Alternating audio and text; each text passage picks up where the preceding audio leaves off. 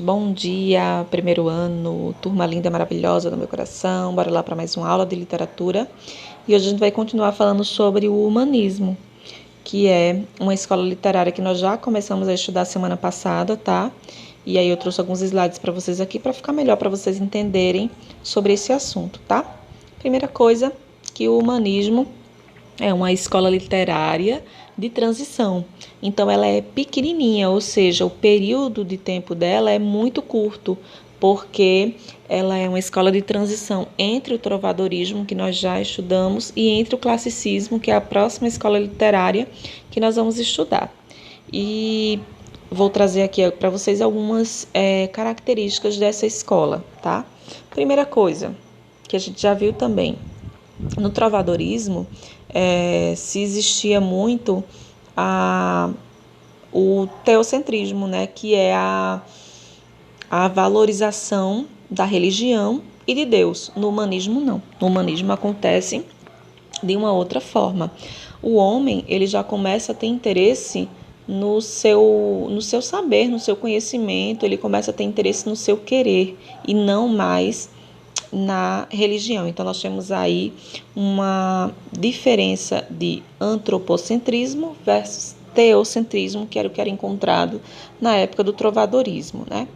Cabe ao homem orientar o seu destino, ou seja, cabe a ele decidir o que ele quer, o que ele vai ser, se é realmente o céu que ele quer ou se é a terra que ele quer, o que ele quer para a vida dele.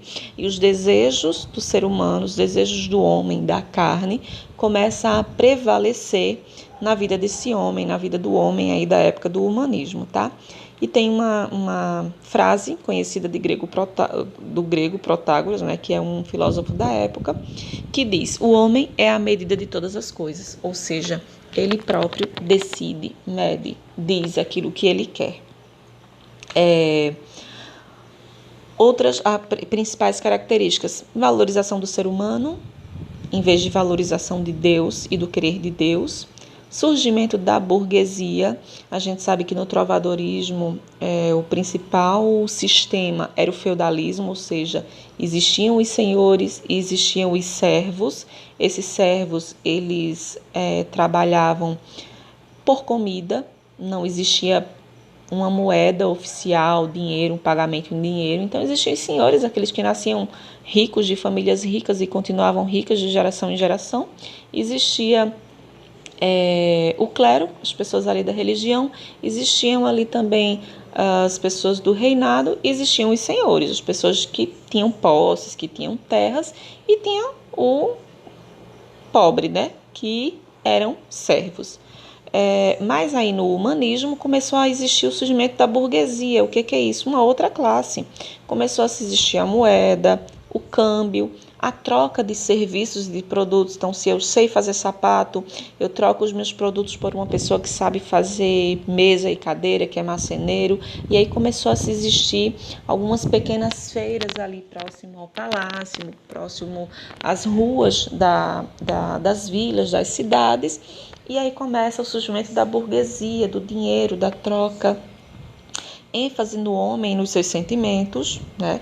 Afastamento dos dogmas religiosos, que se existia muito no trovadorismo, que as pessoas acreditavam que se tinha pecado, ia direto para o inferno, ia para o purgatório, mas se de repente pagasse algum valor para a igreja da época, poderia ser retirado os seus pecados. Então existiam muitos dogmas ali e muita valorização da religião. Já no humanismo isso começa a ser deixado de lado. Valorização de debates e opiniões divergentes, né? No trovadorismo, o que prevalecia era a opinião da igreja, a opinião do reinado, e outras pessoas, servos, por exemplo, não podiam ter opinião, não podiam ter voz, não tinham fala, eles não pensavam, estavam ali apenas para trabalhar. Aí já começa uma valorização de debates e opiniões divergentes. Começa também a valorização do racionalismo e do método científico, ou seja, as pessoas começam a perguntar, mas por que isso, né? Tem que ser assim? Existia uma determinada doença e já associavam a castigo divino, isso no trovadorismo. No humanismo, não.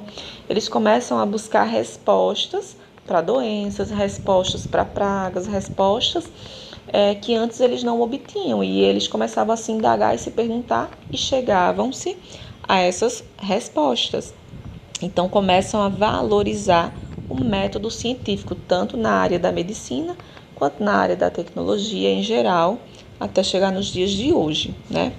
Uma das características também do humanismo é a poesia palaciana, ou seja, as poesias dos palácios, recitadas e cantadas nos palácios.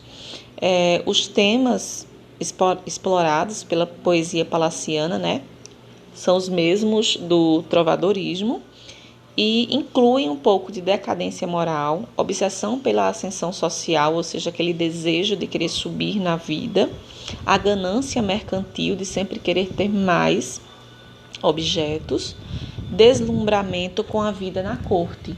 É como se fosse um alvo de vida, né? Casar de repente com um príncipe da corte, casar com uma princesa, enfim. Na poesia palaciana, nós temos alguns gêneros que eram mais explorados ali na época do humanismo. Nós temos o teatro popular, que eram textos que eram escritos unicamente para entretenimento do povo. Unicamente para entretenimento, não exatamente do povo, mas do palácio em si, da corte, né? Que eram conhecidos também como os autos, que a gente vai ter também Gil Vicente como um dos principais autores dessa época. Aí nós temos a poesia palaciana, que já vimos que não é uma poesia que nós conhecemos hoje em dia, que ela é apenas recitada, que ela é apenas falada. Era uma poesia que ela era acompanhada de instrumentos, era uma poesia cantada, que também servia de entretenimento. E nós temos as crônicas, que ela é bem diferente das crônicas de hoje em dia, que já estudamos esse gênero também, se não me engano, esse ano em sala. A crônica, ela era mais uma crônica histórica, ela era uma crônica para se contar coisas cotidianas, né, que se aconteciam no palácio, na vida dos reis e princesas.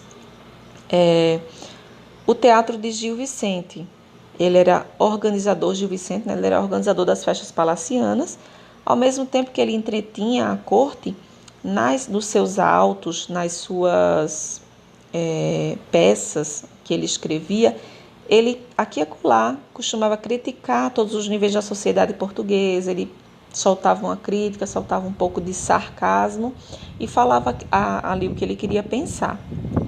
Ele também é conhecido como o pai do teatro português, né? Justamente porque ele era simples, de origem popular, certo?